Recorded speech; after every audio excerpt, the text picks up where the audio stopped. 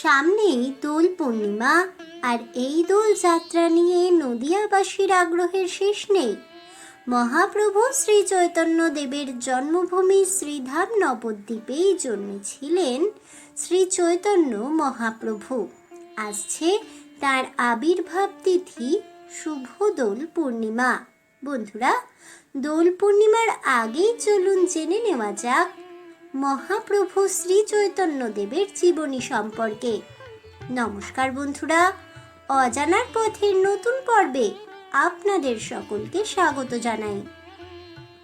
শ্রী চৈতন্য মহাপ্রভু ছিলেন ভারতবর্ষে আবির্ভূত এক বহু লোকপ্রিয় বৈষ্ণব, সন্ন্যাসী ও ধর্মগুরু, মহাপুরুষ এবং ষোড়শ শতাব্দীর বিশিষ্ট সমাজ সংস্কারক।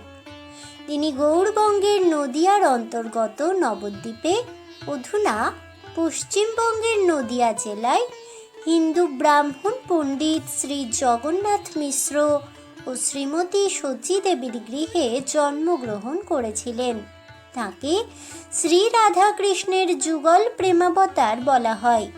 শ্রীকৃষ্ণ চৈতন্য ছিলেন শ্রীমদ্ ভাগবত পুরাণ ও শ্রীমদ্ ভাগবত গীতায় উল্লিখিত দর্শনের ভিত্তিতে ভক্তিযোগ, ভাগবত দর্শনের বিশিষ্ট প্রবক্তা ও প্রচারক। তিনি বিশেষত পরম সত্তা রাধা ও কৃষ্ণের উপাসনা প্রচার করেন। জাতি, ধর্ম, বর্ণ নির্বিশেষে ব্রাহ্মণ থেকে ক্ষুদ্র নৃগোষ্ঠী পর্যন্ত শ্রীহরির নাম, ভক্তি ও হরে কৃষ্ণ মহামন্ত্র বিতরণ করেন, যা শ্রীকলি সন্তরণ উপনিষদে ও শ্রীপদ্ম পুরাণের হর পার্বতী সংবাদে উল্লিখিত রয়েছে। হরে কৃষ্ণ মহামন্ত্রকে এই কলিযুগে জড় জগৎ থেকে মুক্তি পেয়ে পারমার্থিক ধামে যাবার একমাত্র পন্থা হিসেবে গণ্য করেন মহাপ্রভু শ্রী চৈতন্যদেব। যে মহামন্ত্রটি মহাপ্রভু শ্রী চৈতন্যদেব দিয়েছিলেন, সেই মহামন্ত্র হল হরের নাম, হরের নাম, হরের নামৈব কেবলম, কল্লৌ নাস্তেব নাস্তেব নাস্তেব গতিরন্যথা। হরে কৃষ্ণ, কৃষ্ণ কৃষ্ণ হরে হরে, হরে রাম, রাম রাম হরে হরে। সংস্কৃত ভাষায় শিক্ষাষ্টক নামক প্রসিদ্ধ স্তোত্রটিও তারই রচনা। ভাগবত পুরাণের শেষের দিকের শ্লোকগুলোতে রাধারানীর ভাবকান্তি সংবলিত শ্রীকৃষ্ণ চৈতন্য রূপে প্রেমাবতার গ্রহণের কথা বর্ণিত হয়েছে। শ্রী ভবিষ্য পুরাণেও শ্রীকৃষ্ণ চৈতন্য দেবের বিশেষ উল্লেখ আছে। তাহার জন্মতিথি প্রতি বছর দোলযাত্রার দিনে বাঙালিদের বহু ঘরে এবং ভারতের সম্পূর্ণ গৌড়ীয় ভাগবত মত অনুসরণকারীদের বাড়ি ও মন্দিরে গৌড় পূর্ণিমা রূপে উদযাপন করা হয়ে থাকে। শ্রী চৈতন্য মহাপ্রভুর পূর্বাশ্রমের নামকরণটি শ্রী শ্রী বিশ্বম্ভর মিশ্র করা হয়েছিল। তার গাত্রবর্ণ গৌড় স্বর্ণালী আভাযুক্ত ছিল বলে তাকে গৌরাঙ্গ বা গৌরচন্দ্র নামেও অভিহিত করা হতো। অন্যদিকে নিম্ব বৃক্ষের নিচে জন্ম বলে তার মাতা তাকে নিমাই বলে ডাকতেন। তাই নবদ্বীপবাসীও নিমাই পণ্ডিত বলেই তাকে অভিহিত করতেন। ষোড়শ শতাব্দীতে শ্রী চৈতন্য মহাপ্রভুর জীবনী সাহিত্য বঙ্গীয় সন্তজীবনী ধারায় এক নতুন যুগের সূচনা ঘটিয়েছিল। সে যুগে একাধিক কবি চৈতন্য মহাপ্রভুর জীবনী অবলম্বনে কাব্য রচনা করে গিয়েছেন। এগুলোর মধ্যেই উল্লেখযোগ্য হল শ্রীকৃষ্ণদাস কবিরাজ গোস্বামীর শ্রী শ্রী চৈতন্য চরিতামৃত, সবথেকে পুরনো এবং প্রমাণিত শ্রী চৈতন্য দেবের জীবন চরিত্রাবলী, শ্রী বৃন্দাবন দাস ঠাকুরের শ্রীমৎ চৈতন্য ভাগবত এবং শ্রীলোচন দাস ঠাকুরের শ্রী শ্রী চৈতন্য মঙ্গল। চৈতন্য চরিতামৃত গ্রন্থের বর্ণনা ও বঙ্গীয় সনাতন ধর্মাবলম্বীদের মতানুযায়ী 1407 শকাব্দের বা 1486 খ্রিস্টাব্দে চৈতন্য মহাপ্রভু ফাল্গুনী পূর্ণিমার দিনে অর্থাৎ দোলযাত্রা উৎসবের সন্ধ্যাকালে সিংহ লগ্নে চন্দ্রগ্রহণের সময় নদিয়ার নবদ্বীপে জন্মগ্রহণ করেছিলেন। তাঁর পিতা মাতা ছিলেন প্রাচীন গৌড়বঙ্গে নদিয়ার অন্তর্গত নবদ্বীপের অধিবাসী জগন্নাথ মিশ্র ও সচী দেবী। সেন রাজবংশের সময় নবদ্বীপ ছিল বাংলার অন্যতম রাজধানী। ত্রয়োদশ শতাব্দীর প্রথমে বখতিয়ার খিলজি এই নবদ্বীপ জয় করেই বাংলা জয়ের সূচনা করেন। নবদ্বীপের সমৃদ্ধি বহুকালের। গঙ্গা তীরে নবদ্বীপ তখন ছিল বাংলাদেশের অন্যতম সমৃদ্ধ স্থান। বাণিজ্য বিদ্যাচর্চার কেন্দ্র হিসাবে খ্যাতি লাভ করায় বাংলাদেশের নানা অঞ্চল থেকে গুণী জ্ঞানী ব্রাহ্মণ পণ্ডিত ও জীবিকা প্রার্থীদের আগমনে নবদ্বীপ খুবই বড় হয়ে উঠতে থাকে। শ্রী চৈতন্য দেবের জন্মের সমকালে দেশের মধ্যে রাজনৈতিক অশান্তি তেমন ছিল না। 1493 খ্রিস্টাব্দে সিংহাসন অধিকার করে আলাউদ্দিন হুসেন শাহ দেশের শান্তি অক্ষুণ্ণ রাখেন তিনি। হিন্দুদের মধ্যে উচ্চ বর্ণের শিক্ষিতরা সরকারি চাকরি ইত্যাদি করে অভিজাত শ্রেণীতে উন্নীত হয়েছিল, কিন্তু অন্যদিকে আবার দেখা যায় অনুন্নত সমাজের মানুষেরা অবহেলিত হচ্ছিল। ঐশ্বর্যের সঙ্গে দারিদ্রতা সহাবস্থান করছিল। উচ্চ শ্রেণীর জীবনযাপনে ম্লেচ্ছাচার প্রবল হয়ে দেখা দিয়েছিল। বৃন্দাবন দাসের বর্ণনা অনুসারে জানতে পারি তখন মানুষ অত্যন্ত ধর্মবিমুখ হয়ে পড়েছিল।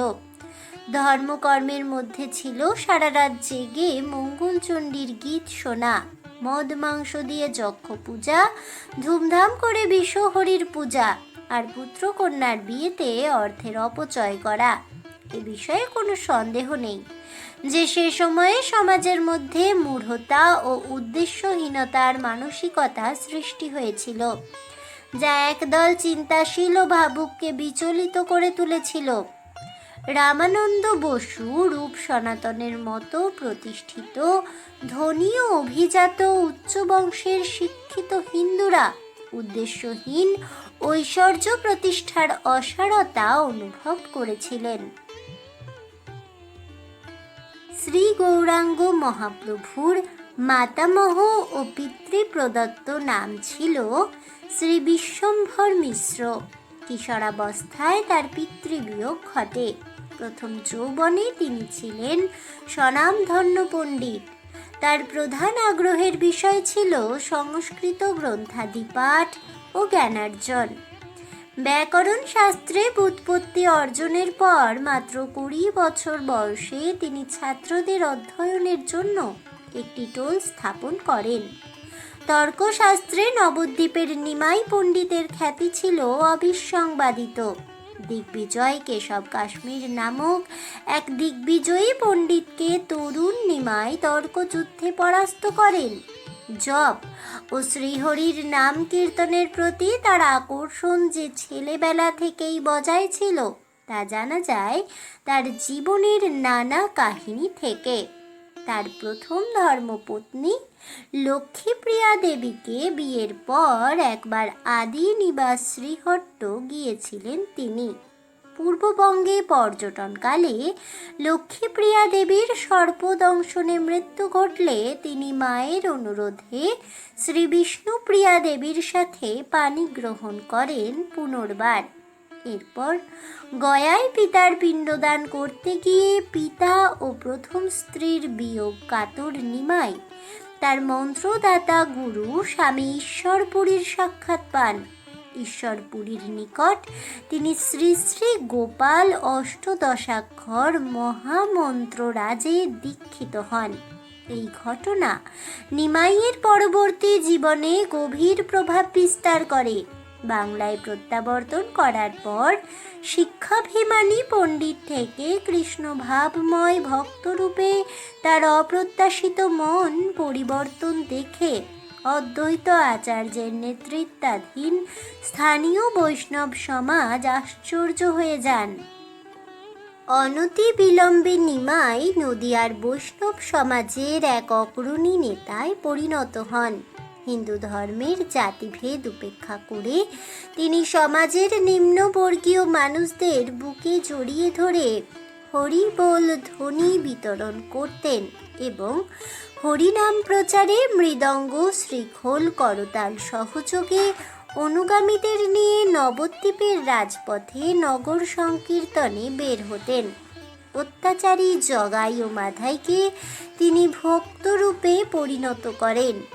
তার প্রভাবে মুসলমান জবন হরিদাস ঠাকুর সনাতন ধর্ম ও বৈষ্ণব মত গ্রহণ করেন এবং নবদ্বীপের শাসক চাঁদ কাজী তার আনুগত্য স্বীকার করে নেন। চৈতন্য ভাগবতে আছে, জাতিভেদের অসারতা দেখানোর জন্য তিনি শূদ্র রামরায়কে দিয়ে শাস্ত্র ব্যাখ্যা করিয়েছিলেন।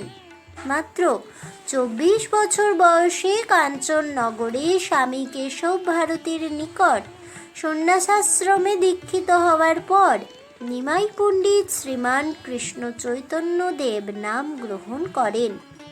সন্ন্যাস গ্রহণের পর তিনি জন্মভূমি গৌড়বঙ্গ ও নদিয়া ত্যাগ করে কয়েক বছর ভারতের বিভিন্ন তীর্থস্থান যথা নীলাচল, দাক্ষিণাত্য, পণ্ডরপুর, বৃন্দাবন আদিতে তীর্থ পর্যটন করেন। পথে সত্যবাই, লক্ষ্মীবাই নামে বারাঙ্গনাদ্বয় এবং ভিলপন্থ, নারেজি প্রভৃতি দস্যুগণ তার শরণ গ্রহণ করে। এইসব স্থানে ভ্রমণের সময় তিনি এতদা অঞ্চলের ভাষা যেমন ওড়িয়া, তেলেগু, মালয়ালম প্রভৃতি বিশেষভাবে শিক্ষা করেন। এই সময় তিনি অশ্রু সজল নয়নে অবিরত কৃষ্ণ নাম জপ ও কঠোর বৈরাগ্য সাধন, আহার নিদ্রা ত্যাগ করে কৌপিনসার হয়ে থাকতেন সর্বদাই। জীবনের শেষ 24 বছরের অধিকাংশ সময় তিনি অতিবাহিত করেন জগন্নাথ ধাম পুরীতে। ওড়িশার সূর্যবংশীয় সনাতন ধর্মীয় সম্রাট গজপতি মহারাজা প্রতাপ রুদ্রদেব চৈতন্য মহাপ্রভুকে কৃষ্ণের সাক্ষাৎ অবতার রূপে উপলব্ধি করতে পেরেছিলেন। মহারাজা প্রতাপ রুদ্র চৈতন্যদেব ও তার সংকীর্তন দলের পৃষ্ঠপোষকে পরিণত হয়েছিলেন। জীবনের শেষ পর্বে চৈতন্য মহাপ্রভু ভক্তিরসে আপ্লুত হয়ে হরিনাম সংকীর্তন করতেন এবং অধিকাংশ সময়েই ভাব সমাধিস্থ থাকতেন। 1533 খ্রিস্টাব্দে আষাঢ় মাসের শুক্লা সপ্তমী তিথিতে রবিবারে পুরী ধামে 48 বছর বয়সে তার লীলাবসান ঘটে। প্রত্যক্ষদর্শীদের বর্ণনা অনুসারে তিনি পুরী ধামের জগন্নাথের দেহের অভ্যন্তরে লীন হয়ে যান। নবদ্বীপ শহরের মহাপ্রভু ধাম মন্দিরে শ্রী শ্রী বিষ্ণুপ্রিয়া সমিতির তত্ত্বাবধানে রয়েছে শ্রী চৈতন্যদেবের পাদুকা যুগল। কাঠের এই পাদুকা দুটি 500 বছর আগে বিষ্ণুপ্রিয়া দেবীকে দিয়ে গিয়েছিলেন স্বয়ং মহাপ্রভু শ্রী চৈতন্যদেব। কথিত রয়েছে, শ্রী চৈতন্যদেব সন্ন্যাস নেওয়ার 1 বছরের মাথায় শান্তিপুরে এসেছিলেন সচী মাতাকে দর্শনের জন্য। সচী মাতাকে দর্শনের পরেই পুরী ধামে চলে যাওয়ার কথা ছিল তাঁর। আচমকাই পুরীর যাত্রা বাতিল করে তিনি নবদ্বীপে আসার ইচ্ছা প্রকাশ করেন। শ্রীবাস গদাধরকে সঙ্গে নিয়ে কীর্তন করতে করতে তিনি নবদ্বীপে চলে আসেন। বিষ্ণুপ্রিয়া দেবী সেই সময় নিজের বাড়িতেই পুজো করছিলেন। সন্ন্যাসীদের স্ত্রীর মুখ দর্শনের কোনো নিয়ম নেই, তাই উঠোনে দাঁড়িয়ে আকাশের দিকে তাকিয়েছিলেন গৌরাঙ্গ মহাপ্রভু। বিষ্ণুপ্রিয়া দেবী ঘর থেকে বের হয়ে স্বামীকে প্রণাম করতে যান। প্রণাম শেষ হতেই বিষ্ণুপ্রিয়া দেবী দেখেন এক জোড়া পাদুকা রেখে গিয়েছেন মহাপ্রভু। সামনে মহাপ্রভু নেই। ওই দিন রাতে বিষ্ণুপ্রিয়া দেবী মায়ের স্বপ্নাদেশ পান। জন্মভিটের নিম গাছ থেকে কাঠের বিগ্রহ তৈরি করে পুজো করতে হবে এবং তার সঙ্গে পাদুকাও পূজিত হবে। সেই থেকেই মহাপ্রভুর পাদুকা পূজিত হয়ে আসছে নবদ্বীপে। বিষ্ণুপ্রিয়া দেবীর ভাইয়ের বংশধরেরা ওই পাদুকা যুগল সুরক্ষিত রেখেছেন। 1960 সালের পর ওই পাদুকা দুটিকে একটি রূপোর খাপের মধ্যে রাখা হয়। গৌড়ীয় বৈষ্ণবদের মতে শ্রী চৈতন্য মহাপ্রভু ঈশ্বরের 3টি পৃথক পৃথক রূপের আধার ছিলেন। প্রথমত, তিনি কৃষ্ণের ভক্ত, দ্বিতীয়ত তিনি কৃষ্ণ ভক্তির প্রবক্তা এবং তৃতীয়ত তিনি শ্রী রাধিকার সঙ্গে অবিচ্ছেদ্য বন্ধনে আবদ্ধ কৃষ্ণের স্বরূপ। 16 শতাব্দীতে রচিত চৈতন্য জীবনী গ্রন্থগুলিতে লিপিবদ্ধ রয়েছে যে তিনি একাধিকবার অদ্বৈত আচার্য ও নিত্যানন্দ প্রভুকে শ্রীকৃষ্ণের মতোই বিশ্বরূপ দেখিয়েছিলেন। চৈতন্যদেবের দেহকান্তি ও স্বভাব সম্পর্কিত একটি পদ হল: প্রকাণ্ড শরীর, শুদ্ধ কাঞ্চন বরণ, আজানুলম্বিত ভুজ কমল লোচন, বাহু তুলি হরি বলি প্রেম দৃষ্টে চাই, করিয়া কলমশ নাশ প্রেমেতে ভাসায়। শ্রী চৈতন্য মহাপ্রভুর অবতার গ্রহণের বিষয়ে 3টি মত বিশেষভাবে উল্লেখযোগ্য। তা হল: 1. নিয়মে অবতার গ্রহণ, 2. যুগ ধর্ম প্রবর্তন, 3. কৃষ্ণ প্রেম রস আস্বাদন, 4. আস্বাদন। জীবনী কাব্যগুলোতে মূলত এই 3টি কারণের কথাই ব্যাখ্যা করা হয়েছে। শ্রী চৈতন্যদেব মানুষকে মানুষ হিসাবেই মূল্য দিয়ে বর্ণ শ্রেণী ভেদে বিভক্ত আত্মবিচ্ছিন্ন বাঙালি জাতিকে এক সূত্রে বাঁধার চেষ্টা করেছিলেন। মুচি হয়ে সূচি হয় যদি কৃষ্ণ ভজে।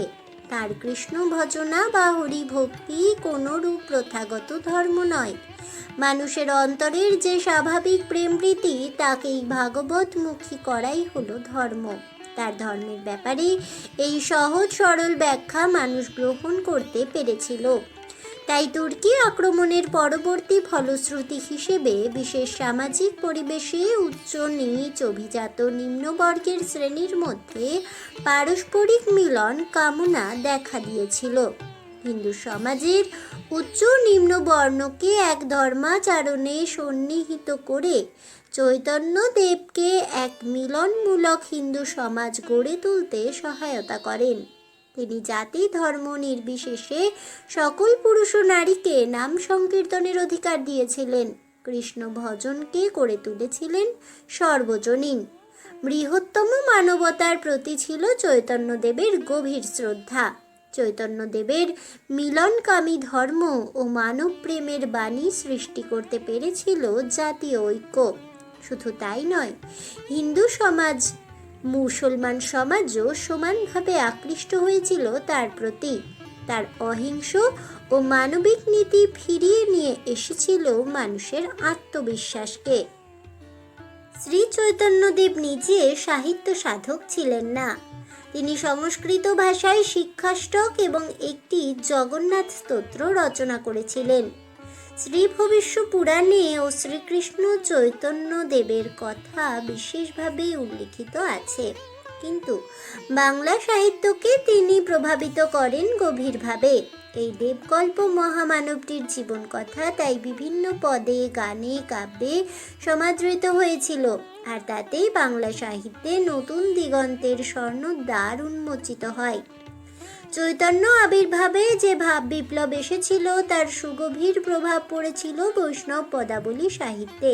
বহু বৈষ্ণব কবি চৈতন্যদেবের ভাগবত জীবন নিয়ে কাব্য রচনা শুরু করলেন এবং সৃষ্টি হলো এক নতুন সাহিত্য ধারা, শ্রী চৈতন্য জীবনী সাহিত্য।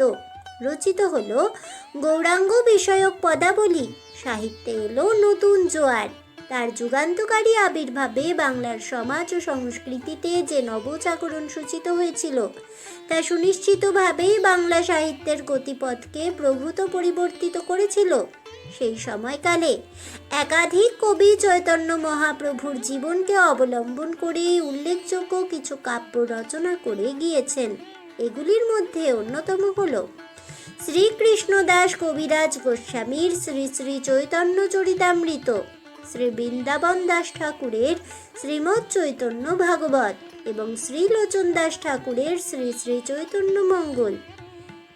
মহাপ্রভু অর্থহীন আচার সর্বস্ব ছিলেন না। কুসংস্কার ও ভেদবুদ্ধি তিনি পোষণ করেননি। সমগ্র মানব সমাজকে এক অখণ্ড জাতি হিসেবে তিনি গণ্য করেছিলেন। মানুষের একটাই পরিচয়, সে মানুষ। এই মহান শিক্ষা আমরা মহাপ্রভুর কাছ থেকেই লাভ করেছি। সর্বসংস্কার মুক্ত মানবতাবাদ ও সাম্যের আদর্শকে প্রত্যেক মানুষ যদি হৃদয়ঙ্গম করতে পারে, তবেই তার মধ্যে শ্রী চৈতন্যের জ্যোতির্ময় চেতনার উদ্ভব ঘটবে।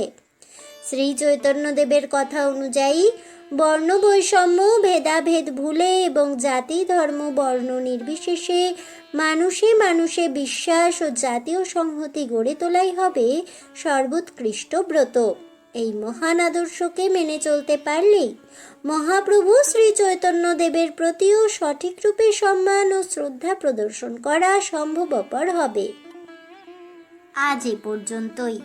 জয় মহাপ্রভু শ্রী চৈতন্যদেবের জয় হোক। হরে কৃষ্ণ কৃষ্ণ কৃষ্ণ হরে হরে, হরে রাম রাম রাম হরে হরে। এই বলে আমার আজকের ভিডিওটি আমি এখানে শেষ করছি। তাহলে বন্ধুরা, শ্রী চৈতন্য মহাপ্রভুর জীবন কাহিনী জানতে পেরে আপনাদের কেমন লাগলো অবশ্যই আমাকে কমেন্টে জানাবেন। ভিডিওটি ভালো লেগে থাকলে লাইক শেয়ার করতে ভুলবেন না। আমার চ্যানেলের নতুন বন্ধু হয়ে থাকলে চ্যানেলটিকে সাবস্ক্রাইব করে দেবেন।